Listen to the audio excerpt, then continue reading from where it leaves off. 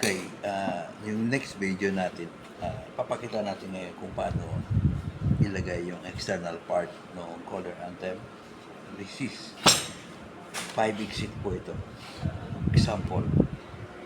Pare-parehas lang po ito. The same lang po yan sila. Ni 3 exit, 5 exit, 2 exit. Parehas lang po yung kung paano maglagay ng external part. So, maingat po natin ilalagay. Ito po yung halimbawa ng mismong main plate, which is napapansin po ninyo, nakalagay na yung ilang button. Then, yung isa, wala pa. Sa original pack po niyan, may nakalagay po dyan na dami button. So, remove lang po natin yan, ipapalit po natin ito. Then, okay, step, lagay na po natin.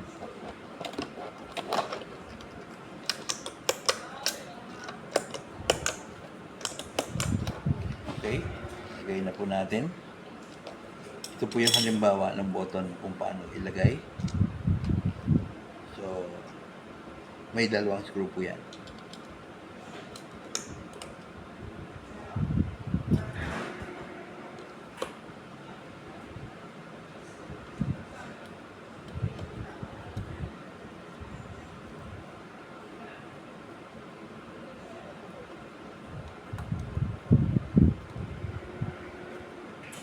Okay, nailagay na po natin yung button. So, next, sa plate na po ito, mayroon po yan 4 na screw na ito kahaba.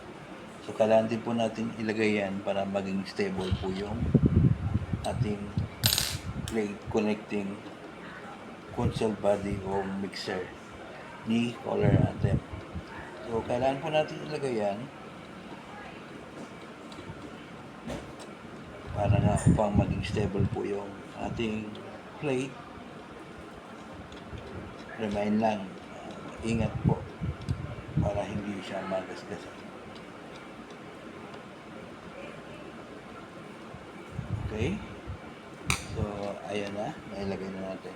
And then next, ilagay po natin yung kanyang mga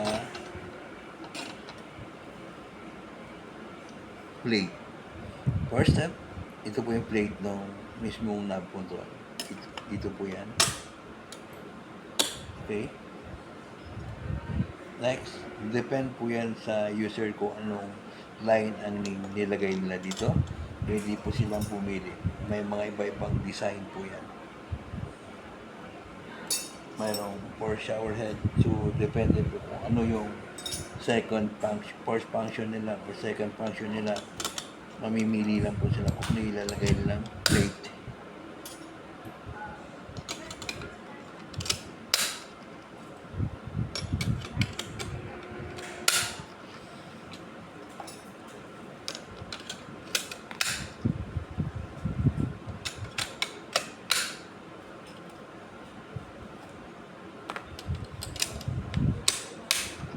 Okay, ilagay na po natin yung mga plate, lahat. Then next po natin, yung paglagay ng kanyang thermostatic handle.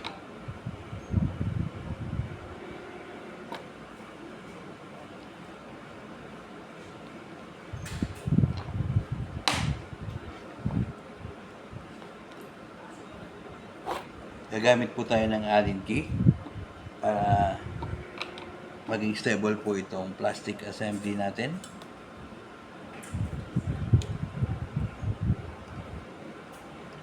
Okay. Then, lagay po natin yung knob handle. Sure, nag-stop. Pag na-turn po natin yan, i-stop po yan dyan, sa 37 degrees. Okay. Next, ilagay po natin yung lock pin.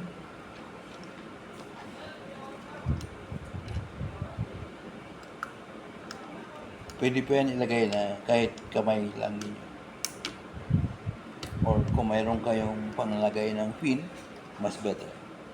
Check po nyo na maging stable siya. Next, ilagay po natin yung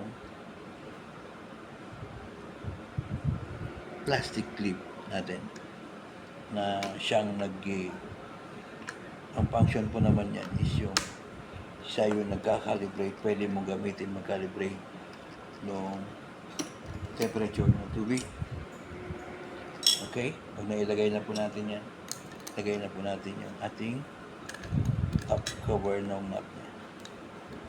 Make sure po natin na naka-clip siya na maigi para hindi siya matanggal. Ayan na po yung finished product ng external part ng color anti-resist 5 exit, 3 exit, 2 exit. The same lang po yan.